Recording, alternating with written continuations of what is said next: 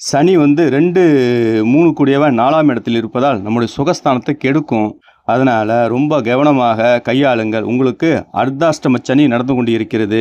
இந்த காலகட்டம் ரொம்பவும் மோசமான காலகட்டங்களா போயிட்டுருக்கு. யாருக்கெல்லாம் 4ஆம் இடத்தில் வந்து 4 கிரகங்கள் இருக்கிறதோ, அவங்களுடைய சுகஸ்தானத்த கெடுக்கும். சுகம்னா என்னங்க அப்படின்னு பார்த்தீங்கன்னா, சுகம் என்பது ஒன்று கிடையாது. ஆயிரக்கணக்கான சுகங்கள் இருக்கு. அது வண்டி வாகனம் என்பது ஒரு சுகம். பேங்க்ல கடன் வாங்குவது சுகம். தாயார்ட்ட அன்பா பேசக்கூடிய ஒரு சுகம். அதேமாரி குடும்பத்தார்கள்ட்ட பேசக்கூடிய சுகம், சொந்தக்காரங்கள்ட்ட பேசக்கூடிய ஒரு சுகம், நெறைய சுகங்கள் இருக்கு. அந்த சுகத்தெல்லாம் கெடுக்கக்கூடிய சூழ்நிலை இருக்கு. 4ஆம் இடத்தில் ராகு இருந்தால், அந்த கர்ப்பப்பையில் ஆப்ரேஷன் பண்ணக்கூடிய சூழ்நிலைகள், வயித்துல பிரச்சனைகள் வரக்கூடிய சூழ்நிலைகள், அதுமாரி ஹார்ட் சம்மந்தப்பட்டதில பிரச்சனைகள் வரக்கூடிய சூழ்நிலைகள், இதை எல்லாமே ஏற்படுத்தக்கூடிய சூழ்நிலை இருக்கு. இந்த தனுசு ராசி, தனுசு லக்னக்காரங்க.